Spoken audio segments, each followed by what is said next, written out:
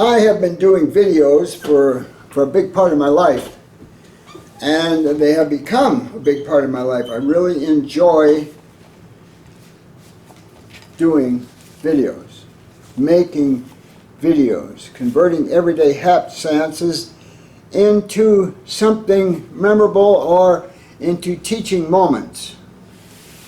Every day we go through things and things happen and you don't think anything of it because it's happened over and over again, but there happens to be a reason for happening. Happen. Okay. Every day things happen in our lives, and for the most part we just let it go skim overhead, pay no concern.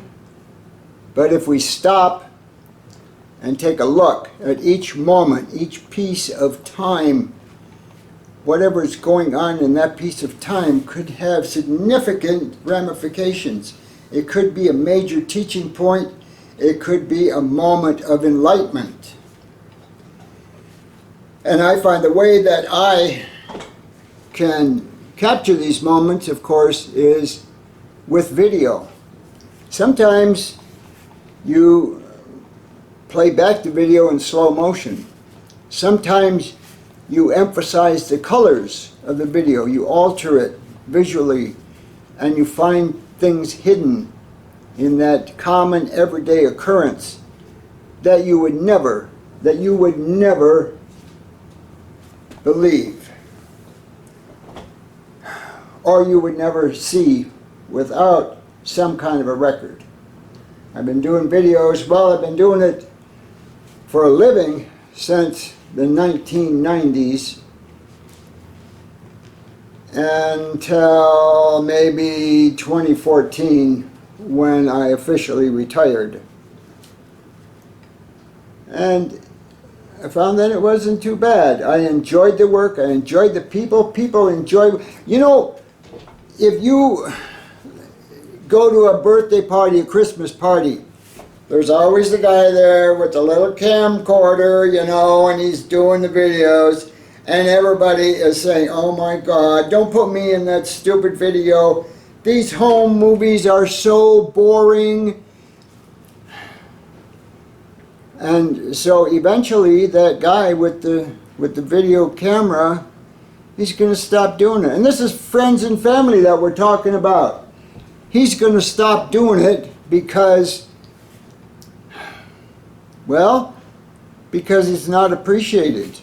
And he thinks he's doing a great thing and he's doing something that he wants for his own memories, but other people are always sticking their nose in there. What are you doing with the camera? Oh my God, you always got that stupid camera.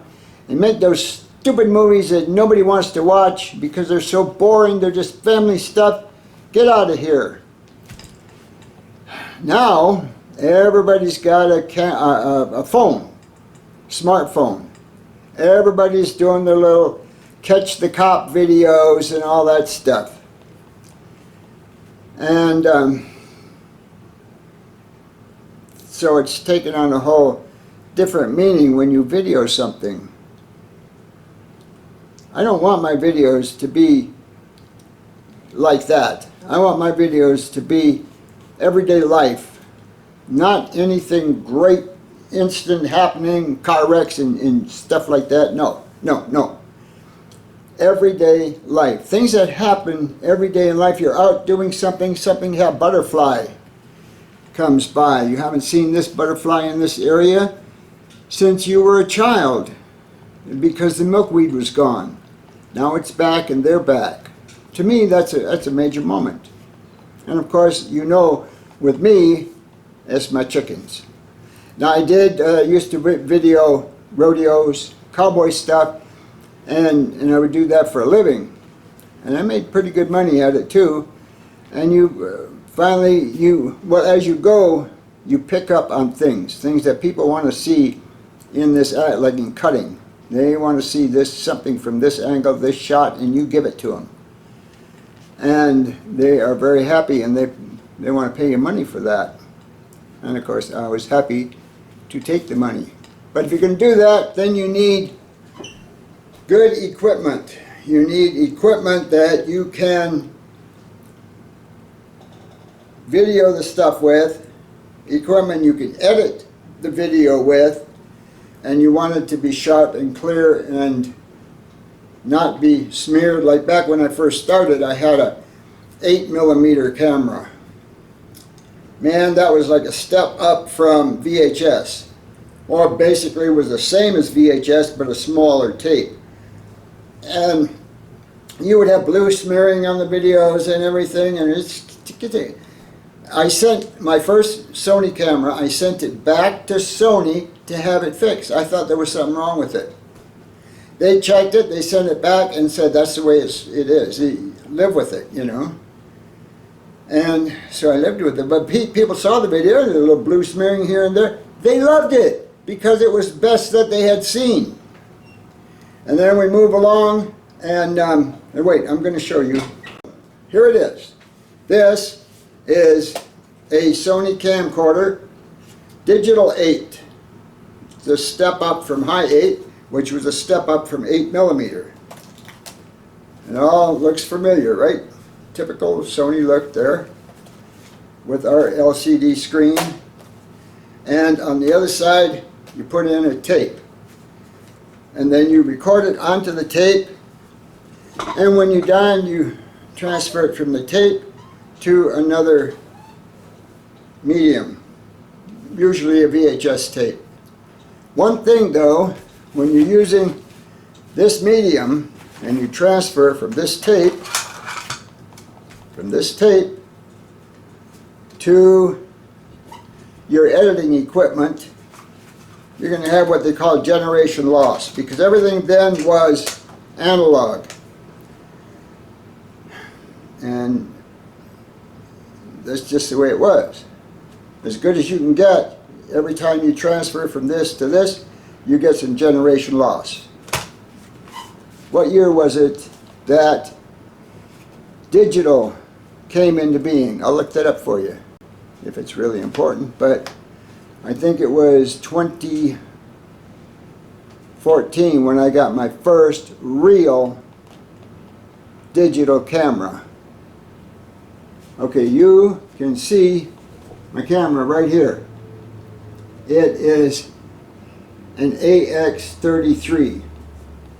I should point out this camera I just got the other day, used and refurbished, well, just used, you know, but in really like new shape.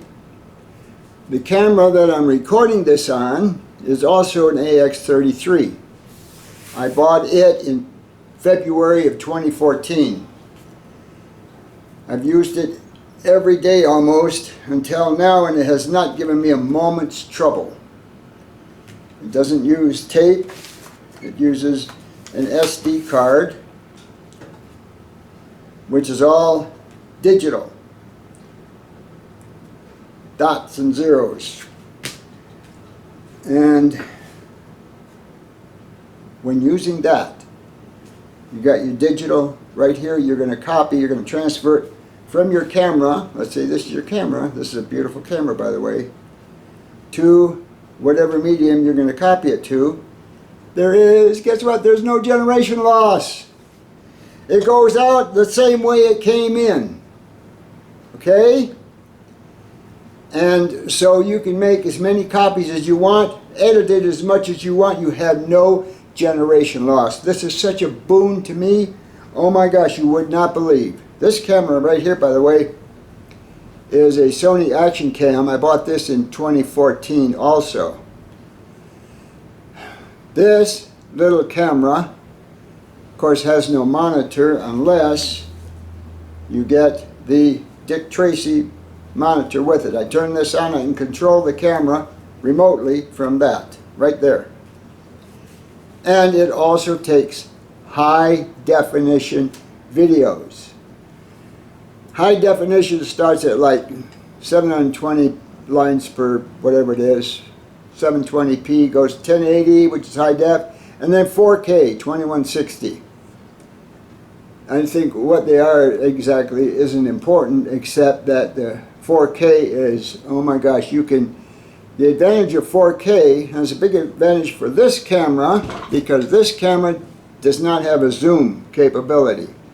So if you're way over there and I'm taking your video, but then when I edit it I want to get close up, I can do it with my video equipment on my computer, and I can pull it right up, and it's got so many pixels that it still comes out crystal clear but way close for you. Works the same way if I want to simulate a macro, which is taking a picture of a very small thing.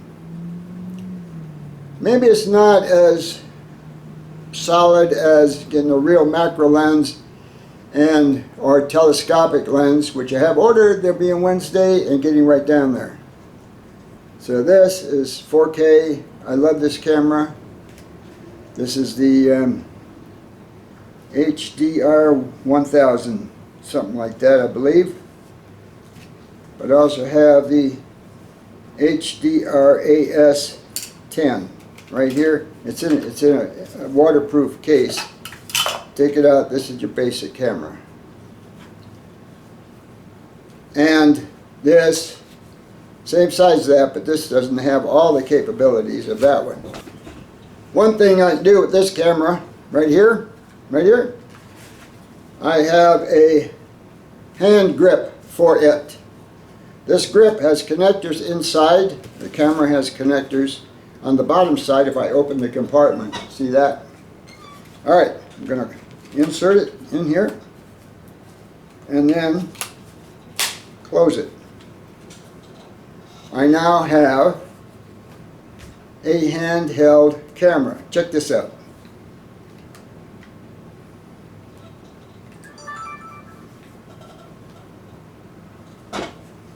Is it coming on?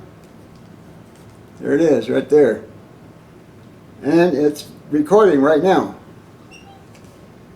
So that's one big deal. This, I thought, well, why don't I get another hand grip for this camera here? Then I'll have two of them.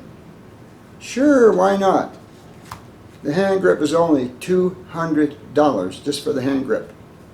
Well, I could buy a cheap HD quote quote camera from China for $100. Well, my friends, I've had several of those cameras from China, and I wound up giving them all away to young people who wanted to learn how to do videos. So, because they work and everything, but just weren't, the picture quality and everything else, just not what I really like, not what I'm used to with a Sony camera. All these cameras here I have at my disposal, and I use them all time to time to make videos. I love making videos. My dream is to make documentaries, or at least videos that tell a story. I want my videos to be compelling and interesting and high quality. I need some help. If you got any ideas, if I'm wasting my time, maybe it's better to find out now than down the road. This here is, you know what the GoPro is, right? Well, this one is based on the GoPro, the same size camera as the GoPro, basically. And they are little action cams. You got a screen on the back. And they will give you a good quality picture. There it is, right there, see? And then if I take this here, I'm going to insert it in here.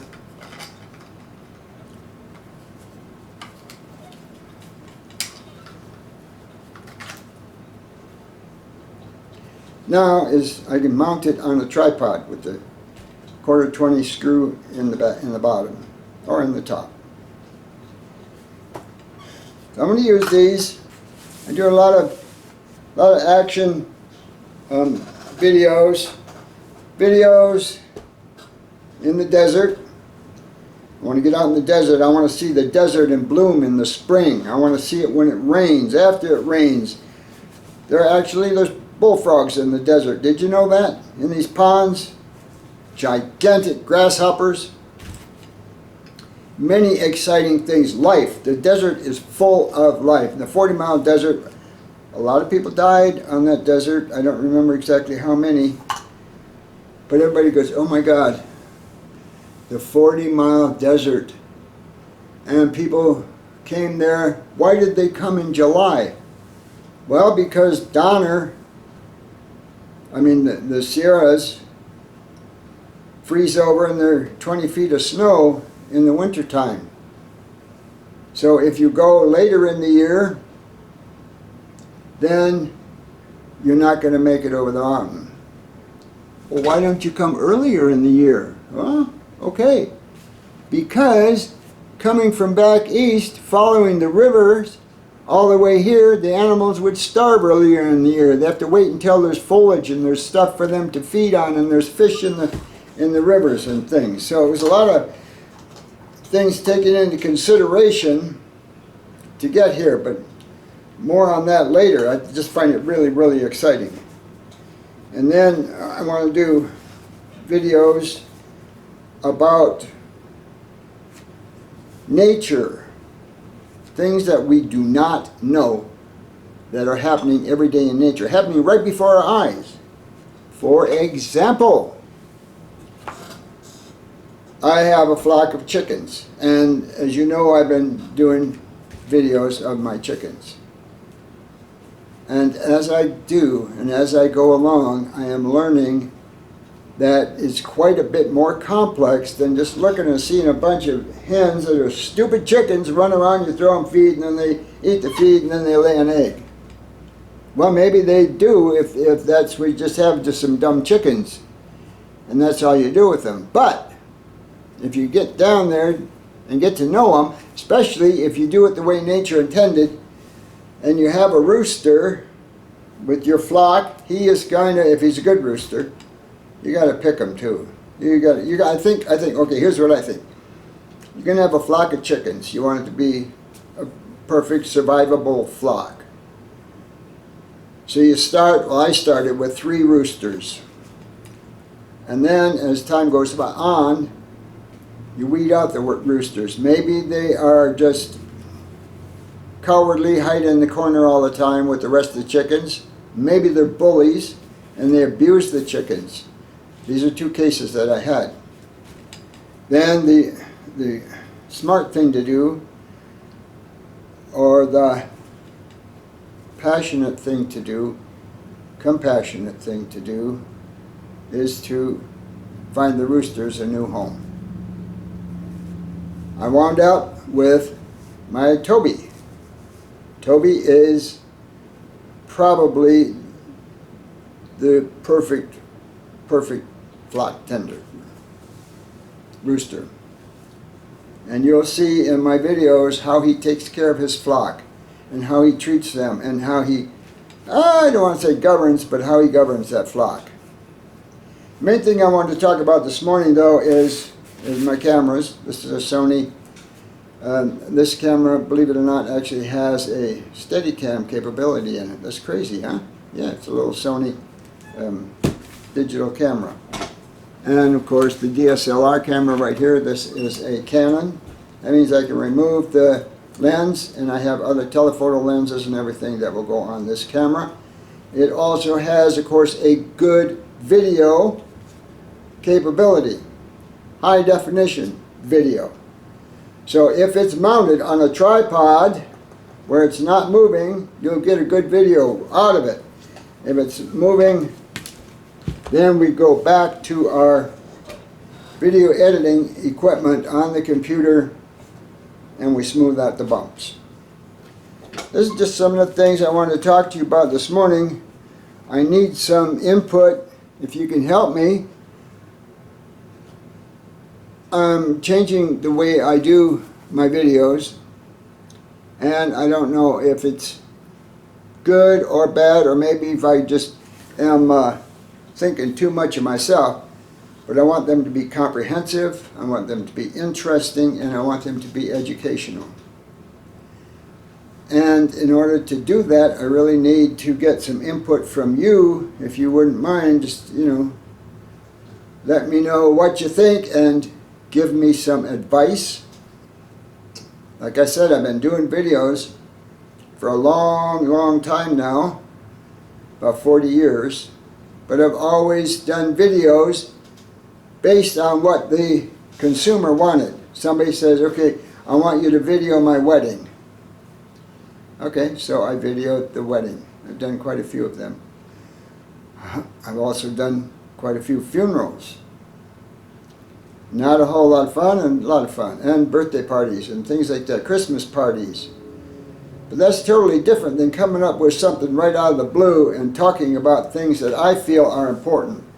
And I definitely feel that nature is important, the way nature intended things to be, and the way that evolution has drawn them to be.